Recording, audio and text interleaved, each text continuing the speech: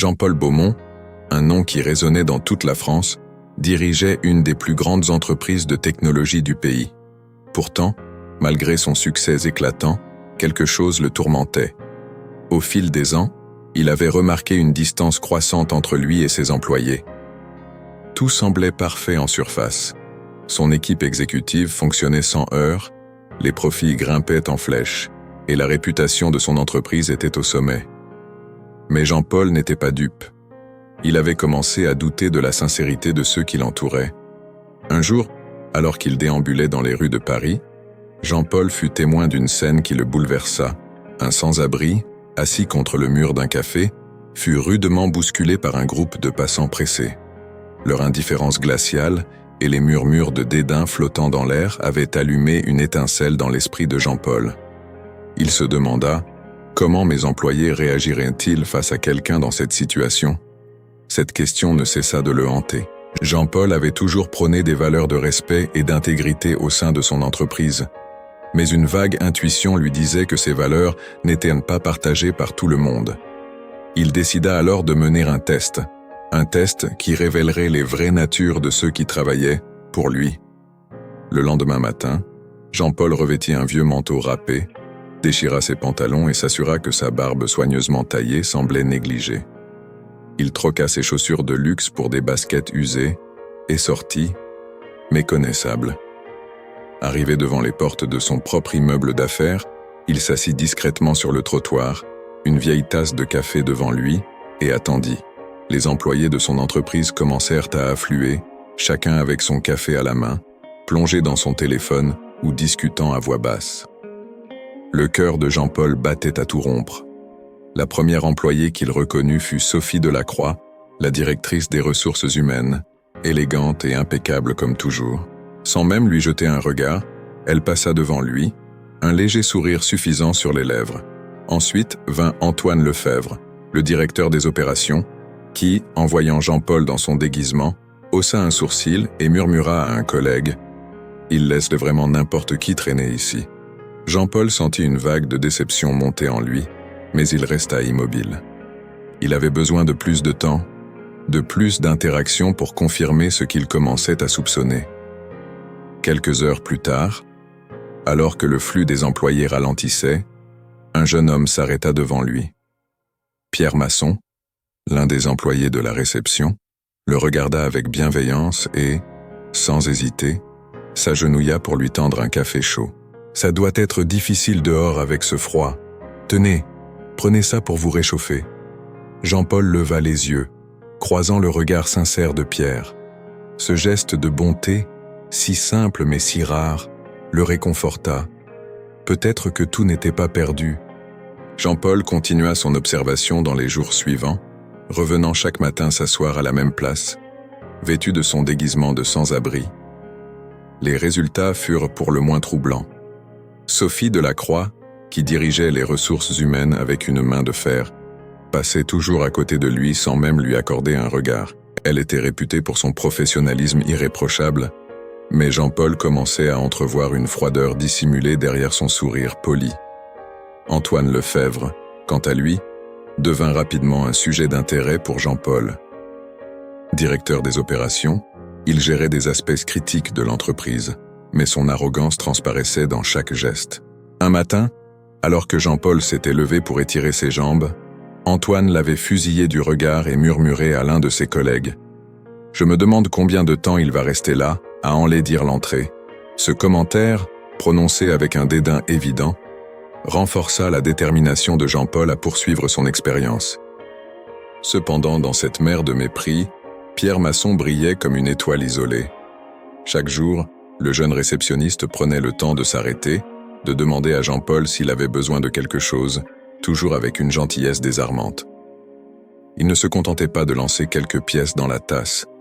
Il offrait des paroles de réconfort, des gestes d'humanité que Jean-Paul n'avait pas vus chez ses cadres les plus en vue. Un matin, Pierre alla plus loin. Il s'assit à côté de Jean-Paul sur le trottoir, ignorant les regards curieux des autres employés. « Vous avez un endroit où dormir ce soir ?» demanda-t-il avec une réelle inquiétude dans la voix. Jean-Paul, surpris par l'intensité de la question, hésita avant de répondre d'une voix rauque qu'il espérait trouver un abri pour la nuit. Pierre fouilla dans son sac et lui tendit un billet de 20 €. « Cela pourrait vous aider. Prenez soin de vous. » Jean-Paul le remercia, bouleversé. Ce jeune homme, si humble et modeste, incarnait tout ce qu'il avait voulu inculquer dans son entreprise: l'empathie, le respect et la solidarité. En contrastant ce comportement avec celui de Sophie et Antoine, il se rendit compte qu'il devait creuser davantage pour comprendre la véritable culture qui régnait au sein de son entreprise. La gentillesse de Pierre était réconfortante, mais Jean-Paul savait qu'il ne pouvait se contenter de ces observations superficielles. Il devait découvrir ce qui se passait réellement dans les coulisses de son empire. La situation exigeait une action réfléchie, mais déterminée. Au cours des semaines suivantes, Jean-Paul intensifia son expérience. Chaque matin, il prenait sa place habituelle devant l'entrée de l'immeuble et observait avec une attention accrue le comportement de ses employés. Les schémas qu'il avait identifiés ne faisaient que se confirmer. Sophie Delacroix, la directrice des ressources humaines, et Antoine Lefebvre, le directeur des opérations, étaient de plus en plus arrogants et désinvoltes à son égard. Ils passaient devant lui avec la même indifférence méprisante, et leurs conversations étaient souvent parsemées de remarques désobligeantes envers ceux qu'ils jugeaient inférieurs. Un jour, Jean-Paul fut témoin d'une scène qui le laissa sans voix. Sophie, tenant une discussion avec Antoine à l'entrée, rit aux éclats en voyant un sans-abri traverser la rue devant eux. « Vraiment, Paris est devenu une poubelle. Regarde ça, ils sont partout !» dit-elle en pointant du doigt l'homme qui marchait d'un pas traînant. Antoine acquiesça avec un sourire narquois. Il ne se donne même plus la peine de chercher du travail. Des parasites. Ces mots frappèrent Jean-Paul de plein fouet. Comment des personnes en qui il avait tant confiance pouvaient-elles être si cruelles et méprisantes? Ce n'était pas seulement leur attitude envers lui, déguisée en mendiant, qui l'inquiétait, mais la manière dont il semblait traiter les autres avec un manque total de compassion. Pourtant, chaque interaction avec Pierre Masson continuait de souligner la différence flagrante entre ce jeune homme et le reste de l'équipe. Un jour, alors que Jean-Paul semblait particulièrement épuisé sous son déguisement, Pierre s'approcha, une bouteille d'eau à la main. « Vous semblez fatigué aujourd'hui. J'espère que vous allez bien. Si vous avez besoin de quoi que ce soit, faites-le moi savoir. » Jean-Paul ne put s'empêcher de sourire intérieurement. Ce geste, aussi simple soit-il, révélait tout sur la véritable nature de Pierre. En observant ce jeune réceptionniste, il se demandait comment un homme aussi authentiquement bon pouvait évoluer dans un environnement où l'arrogance et la superficialité régnaient en maître. Plus le temps passait, plus Jean-Paul voyait clairement qui méritait vraiment sa confiance. Mais il lui manquait encore des informations cruciales. Sophie et Antoine n'étaient pas seulement méprisants dans leurs interactions quotidiennes. Jean-Paul commençait à soupçonner que leur comportement allait bien au-delà du simple mépris envers les autres. Il avait besoin de découvrir ce qu'ils faisaient derrière les portes closes de son entreprise. Un soir, Jean-Paul décida de passer à l'action. Après avoir observé ses employés pendant des semaines, il avait besoin de preuves tangibles sur la manière dont Sophie et Antoine se comportaient réellement lorsqu'ils pensaient être à l'abri des regards. Il installa discrètement des caméras et des micros dans leur bureau, espérant ainsi capturer des preuves de leurs actes. Les premiers jours ne révélèrent rien de significatif, si ce n'est des conversations ordinaires sur les opérations de l'entreprise. Cependant, au bout d'une semaine, Jean-Paul obtint ce qu'il cherchait. En visionnant les enregistrements, il fut stupéfait par ce qu'il découvrit. Sophie et Antoine étaient impliqués dans un véritable réseau de manipulation interne. Ils falsifiaient des documents pour empocher des commissions secrètes sur les contrats, détournèrent des fonds et, pire encore, prenaient des décisions qui nuisaient à l'avenir de l'entreprise pour leurs propres bénéfices. Ils parlaient ouvertement de leurs plans avec une arrogance insupportable. Persuadés que personne ne les découvrirait jamais, « Cette entreprise nous appartient en réalité », dit Antoine un soir, alors qu'il buvait un verre avec Sophie dans son bureau. Jean-Paul est trop aveugle pour voir ce qui se passe vraiment. Tant qu'il est satisfait de ses profits, nous pouvons continuer à nous enrichir tranquillement. Jean-Paul sentit une colère froide monter en lui. Comment avait-il pu être aussi aveugle pendant tout ce temps? Ceux en qui il avait le plus confiance étaient en train de détruire son entreprise de l'intérieur, tout en souriant et en prétendant être ses plus fidèles alliés. Il se sentit trahi, non seulement en tant que chef d'entreprise, mais aussi en tant qu'homme. Cependant, Jean-Paul n'était pas homme à agir sous le coup de la colère. Il savait qu'il devait rester maître de la situation, sinon Sophie et Antoine trouveraient un moyen de retourner les choses contre lui. Il prit donc une décision ferme. Il allait révéler la vérité, mais à sa manière. Il ne s'agirait pas d'une confrontation brutale, mais d'une démonstration publique et irréfutable de leurs méfaits. Jean-Paul passa plusieurs nuits sans dormir, réfléchissant à la meilleure manière de gérer la situation. Il savait qu'il ne pouvait pas simplement confronter Sophie et Antoine dans l'intimité de son bureau. Ils avaient trop d'influence sur les autres employés, et toute démarche précipitée pourrait semer le chaos au sein de l'entreprise. Il devait agir avec prudence et intelligence. Et surtout, il devait s'assurer que l'ensemble de son personnel comprenne l'importance de l'intégrité et de la transparence. Finalement, il élabora un plan. Jean-Paul organiserait une grande réunion avec tous les employés, mais cette réunion serait très spéciale. Il exposerait publiquement les actes de Sophie et Antoine d'une manière qui ne laisserait aucune place au doute ou à l'interprétation. Pour que le message soit puissant, il devait utiliser les propres mots des coupables pour les accuser. Un matin, alors qu'il réfléchissait encore aux détails de son plan, Pierre Masson, comme à son habitude, s'arrêta pour lui parler. Jean-Paul, toujours déguisé en sans-abri, décida de tester la sagesse du jeune homme sans révéler son identité. « Je vois tant de gens ici qui se croient meilleurs que les autres, » dit Jean-Paul d'une voix grave. « Crois-tu que les gens sont toujours ceux qu'ils prétendent être ?» Pierre, sans hésiter, répondit avec sincérité. « Je pense que les gens peuvent être très différents selon les circonstances. Mais ce qui compte vraiment, c'est comment ils agissent quand ils pensent que personne ne les regarde. L'intégrité, c'est ce qu'on fait même quand il n'y a aucun témoin. » Jean-Paul se sentit réconforté par ces paroles. Il avait trouvé en Pierre une personne qui incarnait les valeurs qu'il avait toujours souhaitées pour son entreprise. Il savait alors qu'il devait impliquer Pierre dans son plan. Sans dévoiler sa véritable identité, Jean-Paul continua de discuter avec Pierre, le sondant sur ce qu'il pensait de l'ambiance générale dans l'entreprise, et notamment de certains dirigeants comme Sophie et Antoine. Pierre, loyal, n'accusa personne ouvertement, mais laissait entendre qu'il avait déjà remarqué des comportements douteux chez certains cadres. Jean-Paul décida alors d'accélérer l'exécution de son plan. Il rassembla toutes les preuves dont il disposait, les enregistrements vidéo, les conversations compromettantes et les documents falsifiés. Il savait que la révélation serait spectaculaire, mais qu'elle ne devait en aucun cas détruire la réputation de l'entreprise. Ce serait une purge, une renaissance. Le jour de la réunion spéciale arriva. Tous les employés furent conviés à se rassembler dans la grande salle de conférence, un espace moderne, vitré, qui offrait une vue imprenable sur Paris.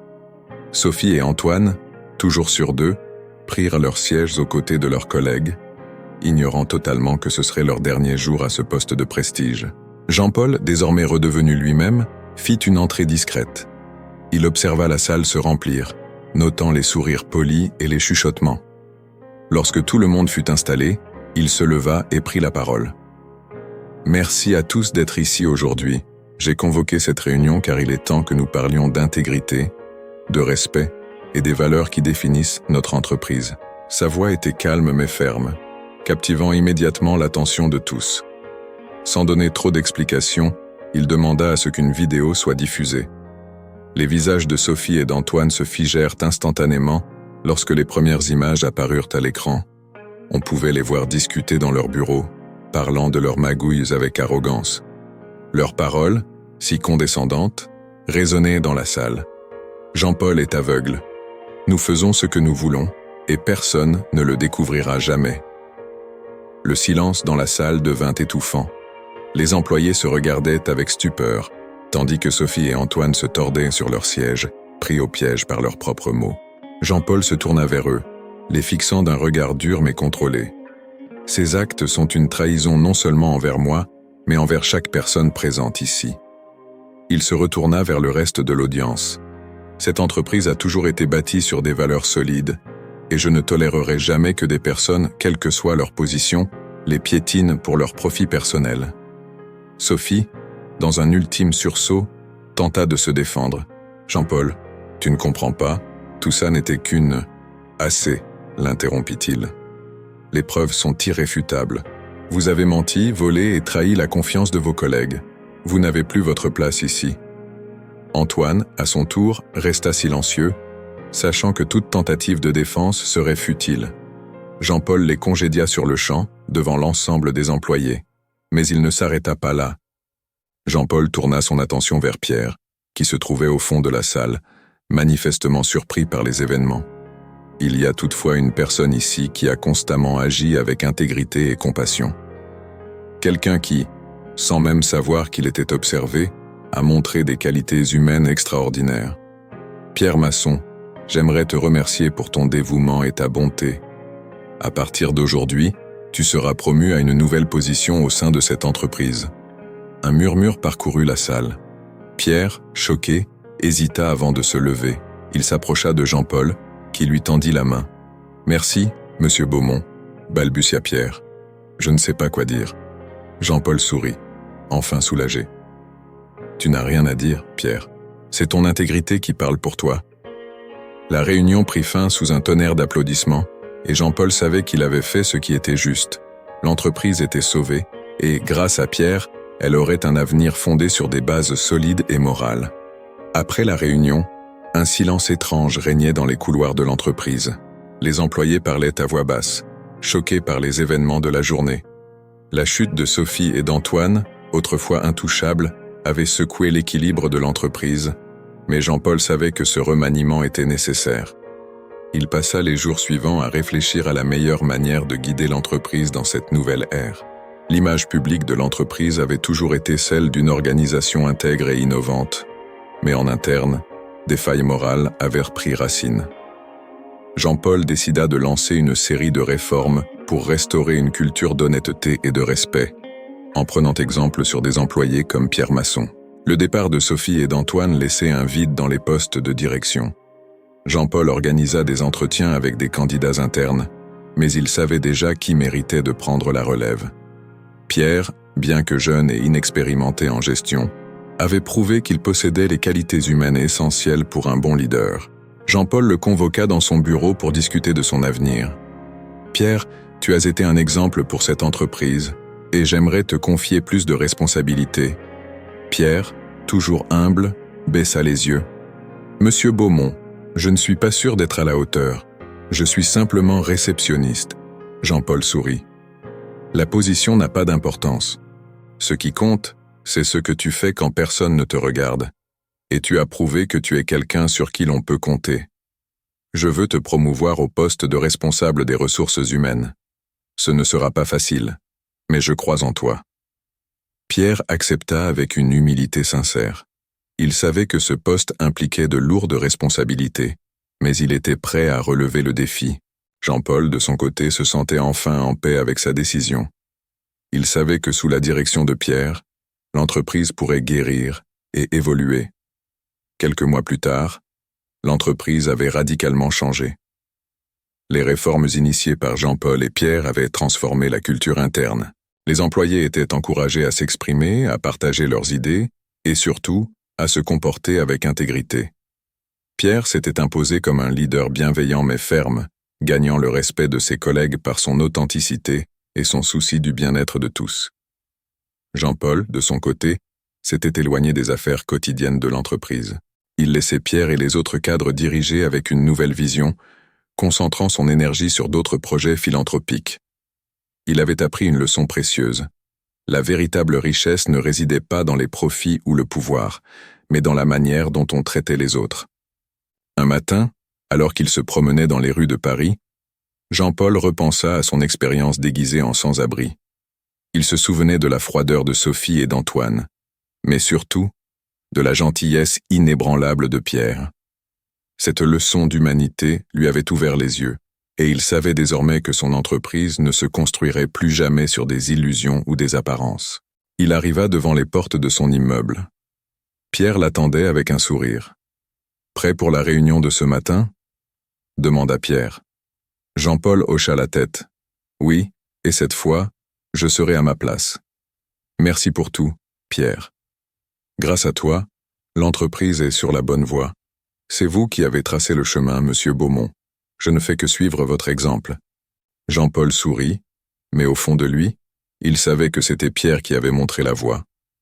Il avait appris que les vrais leaders n'étaient pas ceux qui imposaient leur volonté, mais ceux qui inspirent par leur exemple. Tandis qu'il franchissait la porte de l'immeuble, Jean-Paul sentait que l'avenir s'ouvrait à lui avec des possibilités infinies. Le renouveau de l'entreprise n'était que le début. Jean-Paul savait qu'il avait encore beaucoup à apprendre et à offrir, mais désormais, il le ferait avec une compréhension plus profonde de ce qui importait vraiment. À travers les défis, les épreuves et les trahisons, il avait découvert que l'intégrité était la plus grande richesse que l'on puisse posséder.